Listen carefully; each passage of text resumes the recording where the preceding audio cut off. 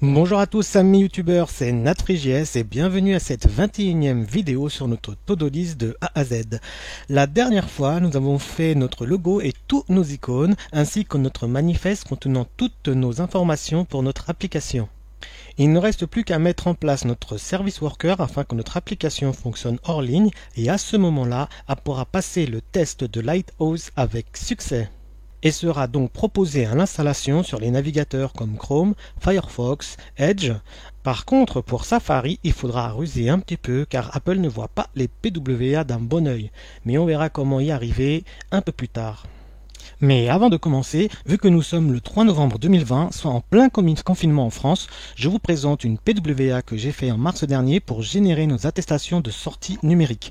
Sa particularité est de faire des attestations groupées, par exemple pour toute la famille. Au lieu de les faire à chaque fois une par une, ici on choisit les utilisateurs que l'on veut et on génère l'attestation pour tout le monde en une seule fois. Je vous montre un petit peu comment ça marche. Donc créer une nouvelle attestation.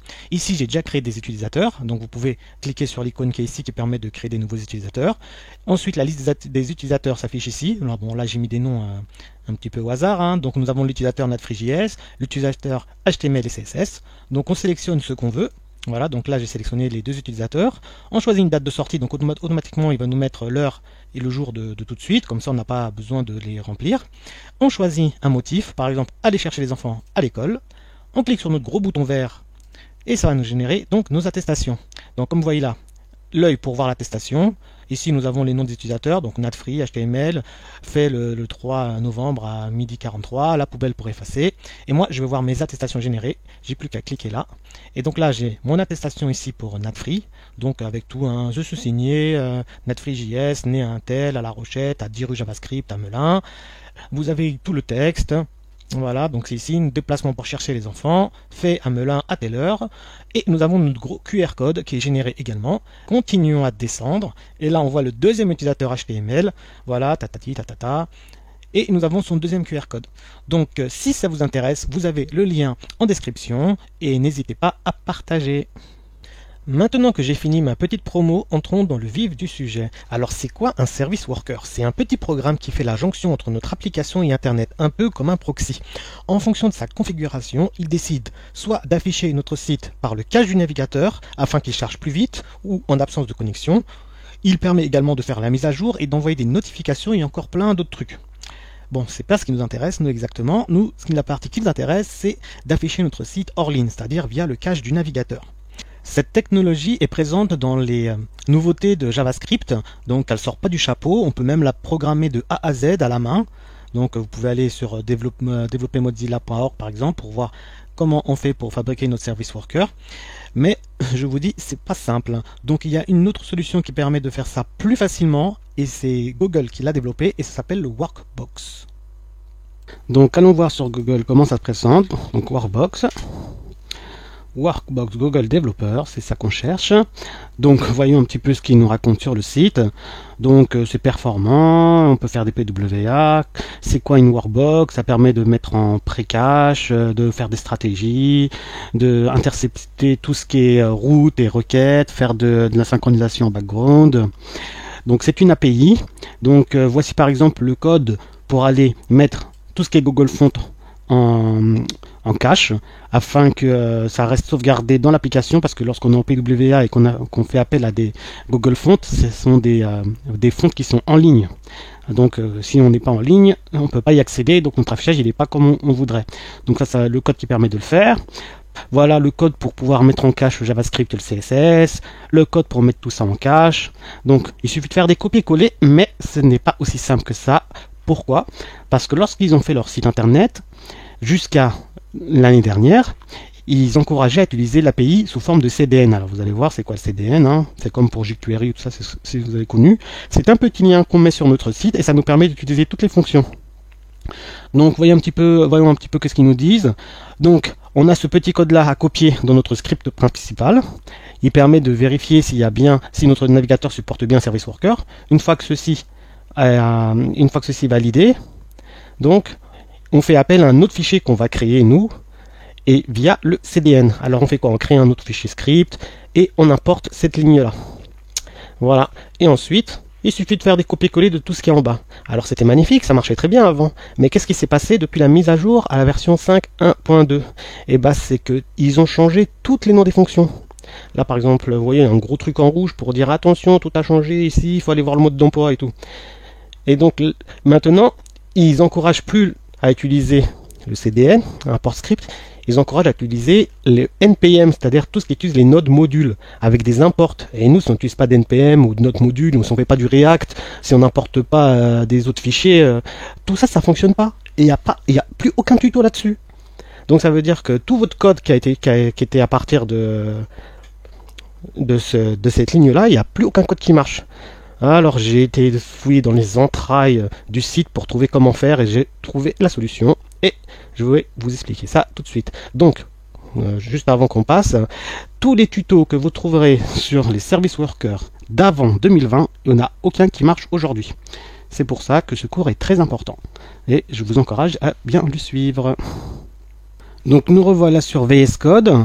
Donc il nous demande de copier ce code là et le mettre dans notre script principal, celui qui se charge au chargement de la page de notre index.html. Donc nous c'est script.js, on est dessus.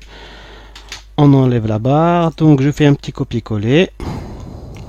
Alors on va essayer de le faire proprement, voilà, CTRL-C, CTRL-V, et on regarde qu'est-ce qu'il nous dit ce code. If service worker in navigator. Donc si le service worker est supporté par le navigateur, on va charger un événement, donc l'événement load, qu'on charge directement sur toute notre page.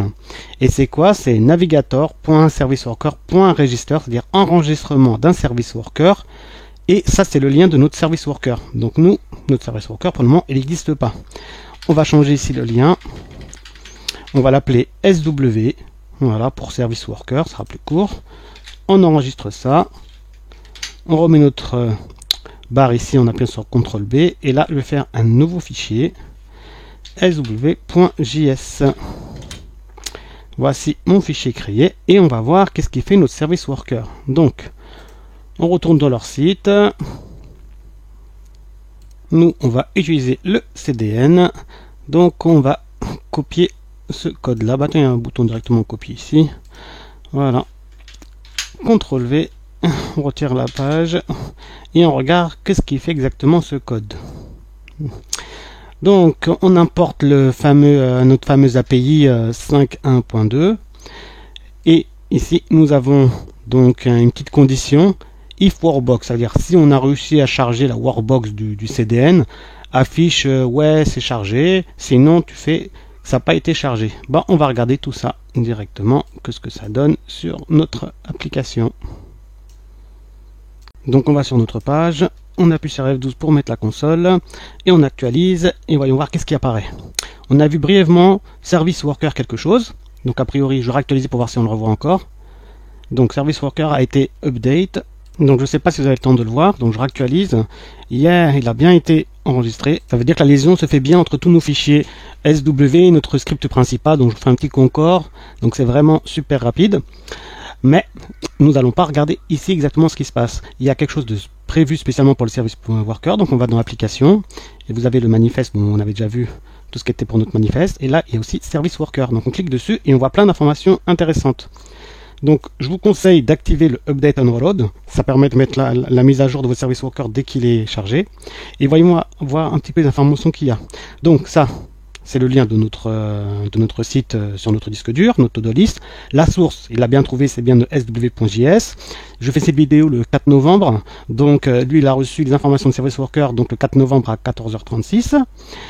Ici, vous avez un numéro, c'est le 66e service worker qui a été activé. Donc là, il est bien actif, je peux même l'arrêter si je veux. On peut même des fois le redémarrer, il y a plein d'options en fonction de ce qu'on a à faire. Quelle est la cible du service worker? Donc, c'est notre page principale. Et ici, vous pouvez faire même des tests de notification. Push, là, vous pouvez envoyer un message vous-même pour voir si on le reçoit. Donc ça, ce sont les informations principales qu'on a de notre service worker. Donc pour le moment, notre service worker, il fait rien du tout, étant donné qu'on a juste mis un if et un console log pour voir s'il est bien enregistré. Mais on n'a rien programmé, il ne sait pas ce qu'il doit faire. Donc nous allons le voir tout de suite. Revenons sur notre page d'accueil de la Workbox. On avait vu qu'on pouvait enregistrer les Google Fonts. Donc c'était ce code-là. on va le prendre parce que nous avons des Material Design, c'est simple, c'est des Google Fonts ça. Donc si on veut que nos icônes s'affichent en hors ligne, on a besoin de les sauvegarder dans notre cache. Donc ça c'est le code, on le copie, on revient dans notre truc. Alors, est-ce qu'on a besoin des if et tout ça? Sincèrement, ça doit marcher, donc on va les enlever tout ça. On n'a pas besoin, on va laisser ces petits messages amusants ici. Workbook is loaded de notre off to-do list. Comme ça, si vous avez plusieurs service workers qui s'affichent, vous savez que celui-là il correspond à la to-do list. Voilà. On colle notre code et comme vous avez compris tout à l'heure, avec les imports, ça risque pas de marcher. Donc j'enregistre par exemple, on va voir l'erreur que ça va nous faire. Ça va nous faire sur Google. Donc je reviens sur ma page. Alors, ne peut pas utiliser les imports statements en dehors d'un module. Oui, on n'a pas de module, donc ça risque pas de marcher. Donc comment on va trouver la solution? Et ben en fait, c'est pas très compliqué. Ce qu'on va faire, c'est que tout ce que vous voyez importe, là, on va le changer par const, donc CTRL ALT, et on va créer des variables objets. Voilà. Donc les from, on va les transformer par des égales. Voilà, on va essayer de faire un truc joli. On va aligner tout ça. On va retirer tous nos guillemets. Donc on lève tout ça. Et dès que vous voyez un tiret, vous le remplacez par un point. Voici la procédure à faire. Et si des fois il arrive qu'il y a encore un tiret derrière, bah, le deuxième tiret, il faut le supprimer et remplacer la première lettre après. Par exemple, s'il y avait ici exemple. Et bah il aurait fallu donc retirer le tiret ici et mettre un E. Voilà, c'est ça l'astuce qu'il faut faire. Donc nous on en était là. Donc const expiration de plugin workbox machin est égal à tout ça. Et maintenant une fois que nous avons fait tout ça, il fonctionne. Donc comment il fonctionne ce code avant tout, avant de le tester? On va enregistrer une route qui va intercepter toutes les URL appartenant à ces deux sites là. Donc ça c'est fond de Google, ça, bon, les deux sites de fonte de Google. Donc soit celui-là ou celui-là, tout ce qui vient dedans. On va appliquer une nouvelle stratégie qui s'appelle Stale Will Revalidate. Ça veut dire avant de télécharger les fonds, regarde s'ils ne sont pas déjà dans le cache. Ça sert à rien de les retélécharger une deuxième fois. Et si tu les télécharges, enregistrer dans le cache name qui s'appelle google.font. On peut mettre tout ce qu'on veut, on n'est pas obligé de mettre ce nom-là. Je peux le modifier si je veux. Hein. Je peux l'appeler font Google. Voilà, à l'envers. Voilà, comme ça vous verrez ce qui se passe après dans la console. Donc, et il y a une option à ce truc-là, c'est un plugin qui fait qu'on ne peut pas enregistrer plus que 20 entrées. Bon, on va même réduire à 10, comme ça prendra moins de place dans le cache du navigateur. Donc j'enregistre ça. Je vais sur ma page. J'actualise pour que tout ça soit pris en compte. Vous voyez, j'ai changé de service worker, on est à 66 tout à l'heure. Là, on est passé à 70 parce qu'à chaque fois qu'on enregistre, qu'on modifie nos service workers, c'est comme si l'ancien il est supprimé et ça en crée un autre. Donc, pas de message d'erreur. Nous, ce qui nous intéresse cette fois-ci, c'est qu'on a enregistré quelque chose dans le cache. Donc, on va chercher notre cache storage qui est ici. On clique dessus et on voit quoi? Le fond de Google qu'on vient de créer. Et il y a quoi dans ce fond de Google? On voit qu'il y a deux informations. Un icône family et un material icon qui correspond à notre fond matériel. Les deux d'ailleurs, les deux ils correspondent à nos fonds matériel icône. Par contre, là on voit la taille, 82 kilooctets, et là on voit pas du tout la taille. Il nous dit que c'est opaque, et ça c'est pas une bonne nouvelle. Donc, et ça veut dire quoi? Ça veut dire qu'il est pas sûr d'avoir récupéré vraiment le fond.